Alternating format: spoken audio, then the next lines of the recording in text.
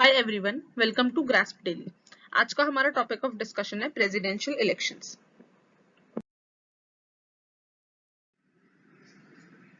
As we already know, हमारे current president mister Ramnath Kovind का term of office over हो गया है।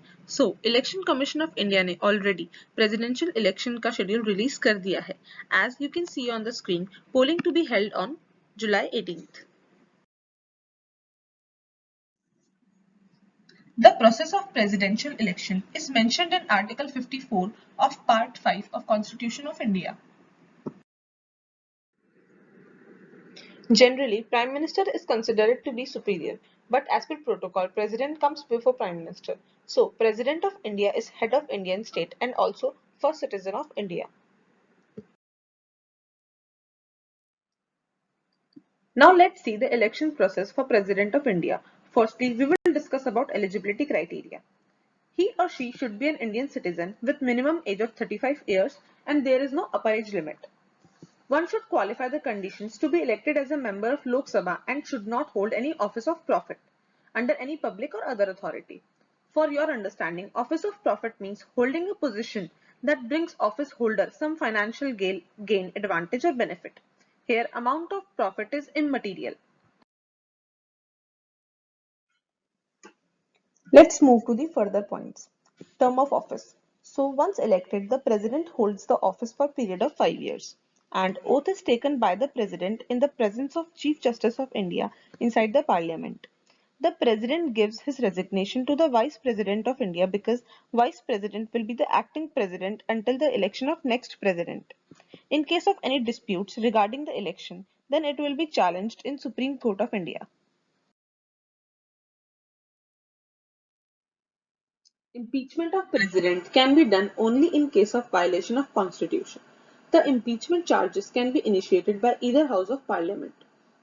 None of the Indian president has been impeached till date. As per Article 57, current or former president is eligible for re-election subject to the conditions that he or she is fulfilling the conditions of being the president. If we talk about immunities, no arrest or imprisonment shall be made against the president or governor during his term of office. Election Commission of India announces a schedule of presidential elections and they get this power from Section 4 under Subsection 1 of President and Vice President Elections Act 1952. Initially, the candidates required to submit Rs 50,000 as a deposit and submit a signed list of 50 proposers and 50 seconders.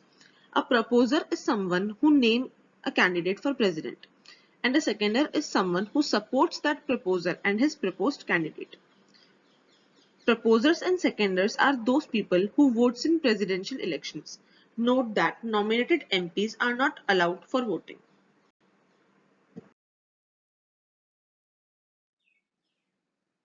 Let's talk about voting process. Voting shall be held in accordance with the system of proportional representation by means of single transferable vote, and the voting at such elections shall be by secret ballot. Each elected MP and MLA will be provided by a ballot paper. Remember, green colored paper for MPs and pink colored paper for MLAs. To cast their vote, the electors need to mark their preference number in front of name of candidate. For example,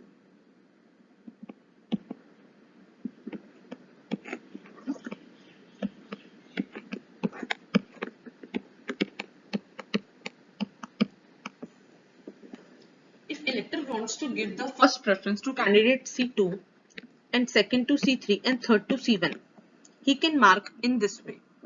Remember, the elector isn't required to mark all the preferences, only first preference is mandatory.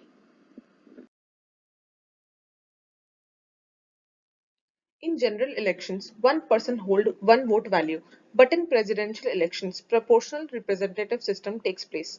It means not every MLA vote value is same. It depends on total population of the state.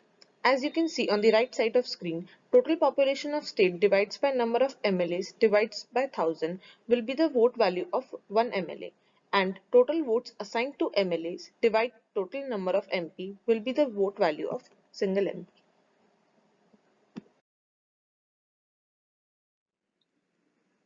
Let's see how do we segregate the ballot paper. Returning officer starts the counting process. Returning officer is the authority who conducts the polling counting process and decides the validity of ballot paper. The Secretary General of Lok Sabha and Rajya Sabha appointed as returning officer by rotation. Now for counting. The ballot paper will be taken up state-wise and whose name appears as a first preference, the paper will be allotted to that candidate straight.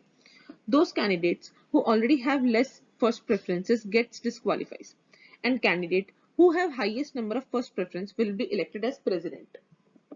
In case two candidates have same number of first preferences, then same process will start for second preference between those two candidates. That's how the most desirable candidate is elected as president. This type of voting is called indirect voting because we are not choosing directly but elected people who is in turn choose candidates.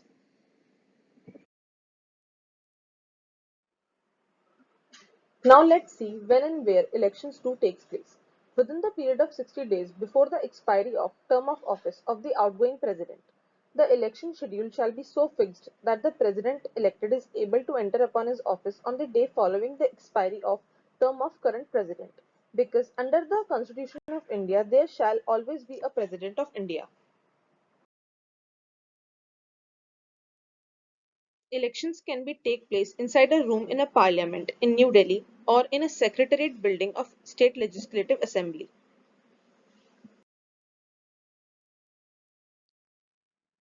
I hope you all now understands the election process for President of India.